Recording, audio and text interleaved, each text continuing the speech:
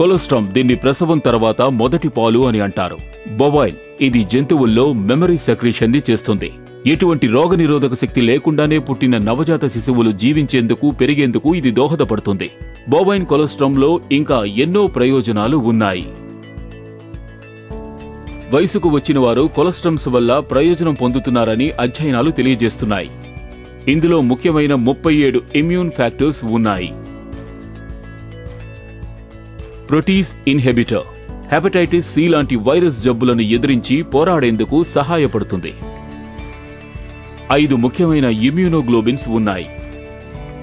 Growth factors, hormones మరియు minerals ఉన్నాయి. కొలెస్ట్రామ్ అనేది సంపూర్ణంగా రోగనిరోధక శక్తిని మెరుగుపరుస్తుంది. వాపుని నియంత్రించి సెల్యులార్ టిష్యూని మళ్లీ జనరేట్ చేస్తుంది.